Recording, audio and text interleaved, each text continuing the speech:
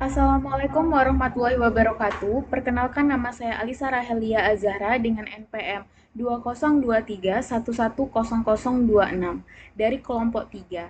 Di sini saya akan mempresentasikan proyek tugas kelompok kami yang berjudul Desain Database Health One untuk mata kuliah basis data lanjut. Pada video ini saya akan menjelaskan 8 langkah pengerjaan proyek serta menyampaikan pernyataan masalah, kebutuhan informasi bisnis, asumsi desain sistem, dan bagaimana solusi kami dapat memenuhi kebutuhan klien. Sebelum saya masuk ke 8 langkah utama pengerjaan proyek, terlebih dahulu saya akan menjelaskan ringkasan dari pernyataan masalah, kebutuhan informasi bisnis, dan asumsi desain sistem yang menjadi dasar penyusunan database Health One. Yang pertama, pernyataan masalah bisnis dari sistem Health One saat ini belum memiliki database yang terstruktur. Masalah-masalah seperti pengelolaan data pasien, kunjungan, resep, serta riwayat dokter utama masih dilakukan secara manual sehingga sering menimbulkan kesalahan pencatatan dan keterlambatan proses klaim. Masalah ini kami tuangkan secara lengkap dalam pernyataan masalah yang dapat dilihat pada slide kedua. Selanjutnya, kami juga telah menyusun kebutuhan informasi bisnis sebagai dasar desain database. Pada slide ini menunjukkan poin-poin utamanya, seperti pencatatan data pasien dan dokter, pencatatan kunjungan dan pemeriksaan, manajemen resep dan obat, pengelolaan klaim asuransi, serta integrasi sistem yang mencakup seluruh entitas. Informasi-informasi ini menjadi dasar pembentukan entitas dan relasi dalam model konseptual database kami. Dalam perancangan sistem, kami juga menetapkan beberapa asumsi untuk menyederhanakan dan menyesuaikan desain database kami. Yang pertama, pasien hanya memiliki satu perusahaan asuransi aktif. Yang kedua, dokter utama pasien bisa berubah dan dicatat dalam riwayat historis. Yang ketiga, resep hanya dibuat saat kunjungan berlangsung oleh dokter terkait. Yang keempat, resep dan obat memiliki hubungan many-to-many. Yang kelima, klaim asuransi terkait langsung dengan kunjungan dan resep. Yang keenam, obat bisa memiliki beberapa efek samping dan tujuan penggunaan. Yang ketujuh, dokter bisa bekerja di lebih dari satu rumah sakit. Yang kedelapan, kunjungan pasien mencakup pemeriksaan awal, rutin, dan lanjutan. Setelah menjelaskan dasar-dasar sistem, berikutnya saya akan menjelaskan 8 langkah pengerjaan proyek dimulai dari langkah pertama yaitu menentukan entitas, atribut, dan UID.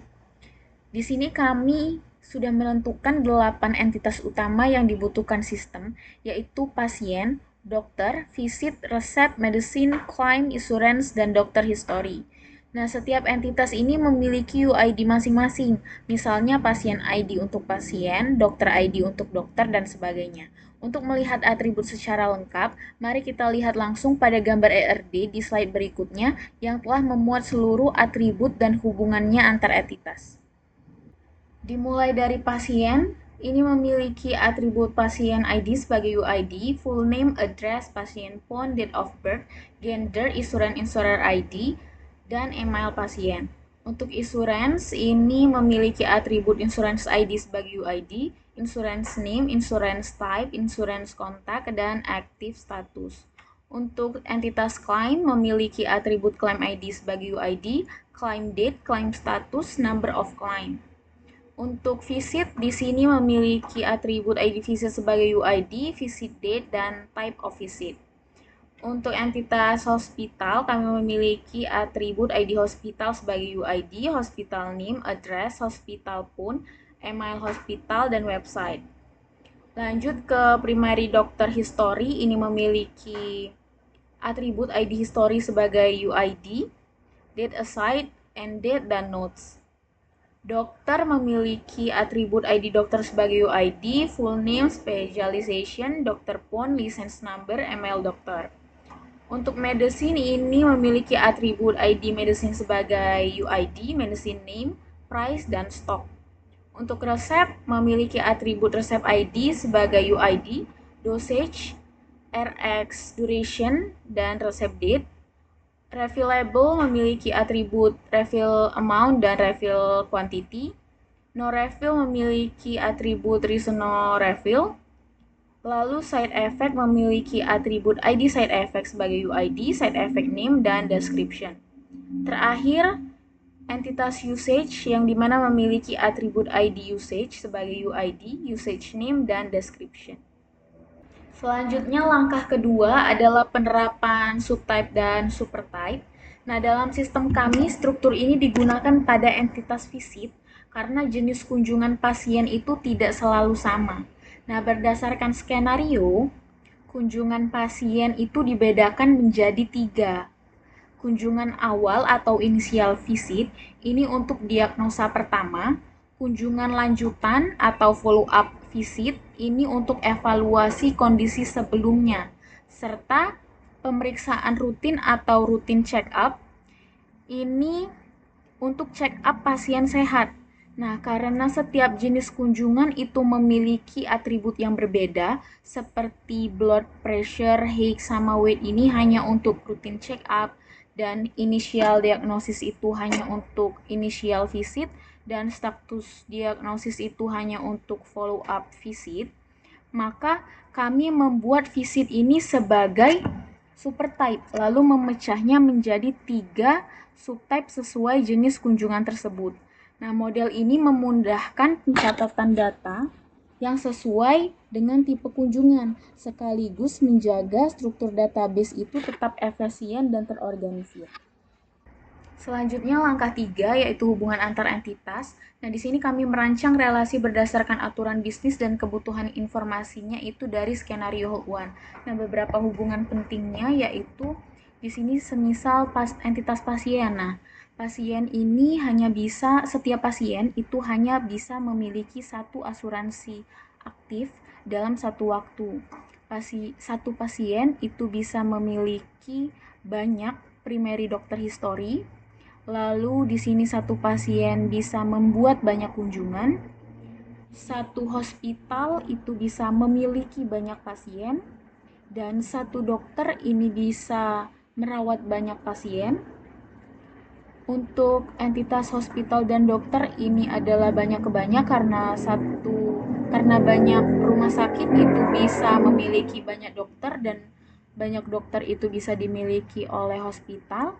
Maka di sini ada entitas penghubungnya yaitu dokter affiliation. Nah, satu dokter ini bisa perform di banyak visit dan satu visit itu bisa di-generate banyak claim. Nah, untuk satu klaim itu bisa menanggung banyak resep. Dan untuk entitas dokter ini hubungannya satu ke banyak antara dokter dan resep, yaitu satu dokter itu bisa menulis banyak resep. Kunjungan itu bisa generate ke banyak resep. Lalu untuk resep dan medicine ini hubungannya banyak ke banyak karena satu resep itu bisa memiliki banyak obat dan banyak obat itu bisa dimiliki oleh banyak resep, maka di sini ada entitas penghubung yaitu resep detail.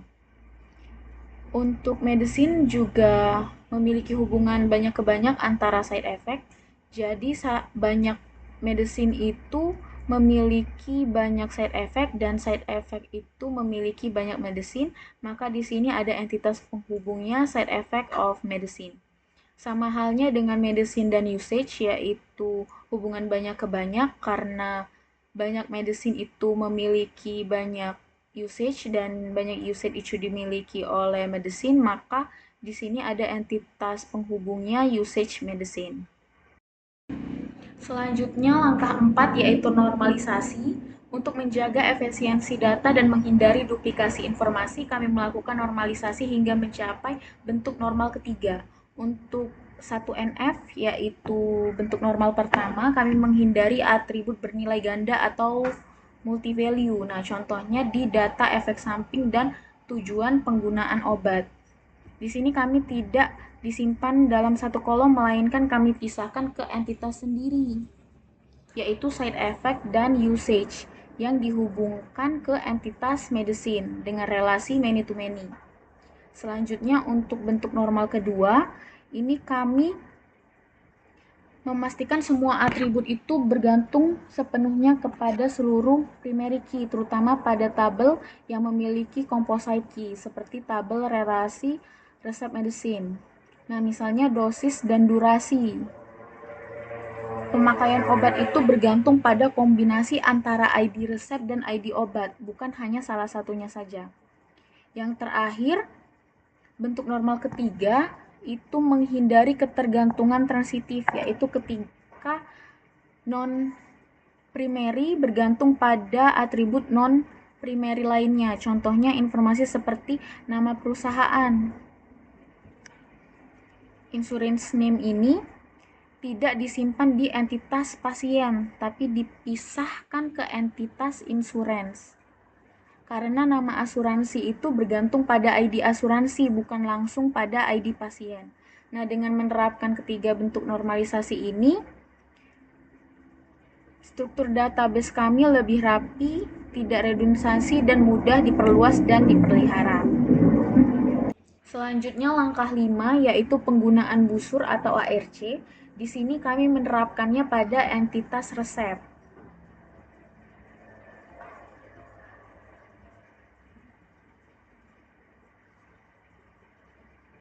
Karena setiap resep itu hanya bisa masuk ke salah satu dari dua kondisi, yaitu refillable, bisa diisi ulang, atau non-refillable, tidak bisa diisi ulang.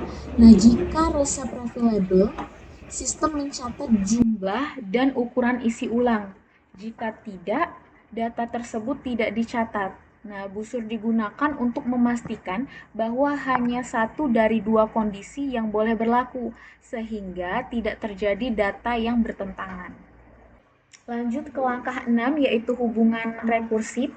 Kami menerapkannya pada entitas pasien. Karena dalam sistem ini, satu pasien itu bisa menjadi tanggungan dari pasien lain yang merupakan pemegang polis asuransi.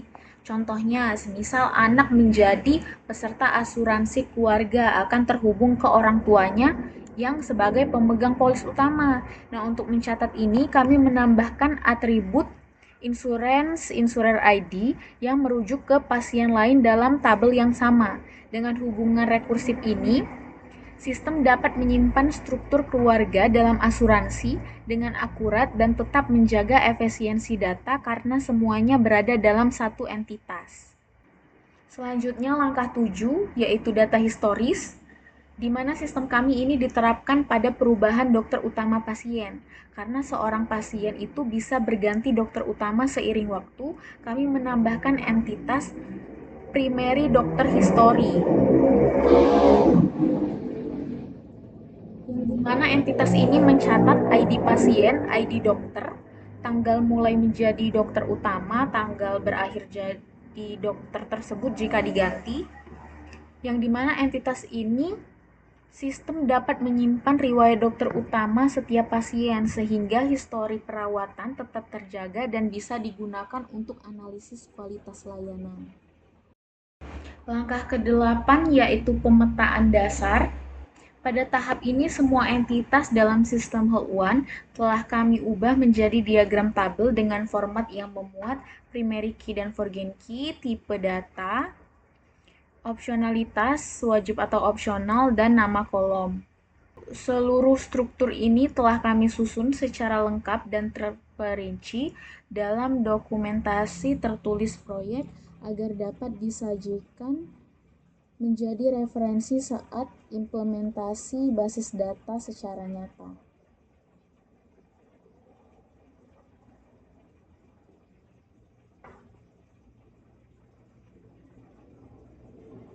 Ini merupakan desain ERD Health One Medical System dalam bentuk relasional. Lanjut ke solusi database yang kami buat. Desain database kami menyelesaikan masalah bisnis Health One itu melalui integrasi data pasien dan dokter, manajemen kunjungan dan pemeriksaan, pencatatan resep dan obat, pengelolaan klaim asuransi, serta konsistensi dan efisiensi lintas entitas. Untuk bagaimana solusi kami memenuhi kebutuhan klien, untuk tujuan utamanya yaitu membangun database yang terstruktur untuk mendukung pengelolaan data pasien, dokter, resep, dan klaim asuransi secara efisien, memastikan integrasi sistem, menjaga akurasi dan konsistensi data, mengoptimalkan pengelolaan obat dan resep, mendukung analisis tren dan pengambilan keputusan, Lalu untuk manfaat yang didapat yaitu efisiensi operasional meningkat, keamanan dan akuransi data lebih baik, proses klaim asuransi lebih fleksibel, pengambilan keputusan lebih akurat, serta pengelolaan riwayat dokter lebih baik. Demikianlah presentasi dari saya mengenai 8 langkah dari Project Design Database One. Terima kasih, semoga penyampaian saya mudah dipahami. Apabila ada kesalahan dalam penyampaian, saya mohon maaf.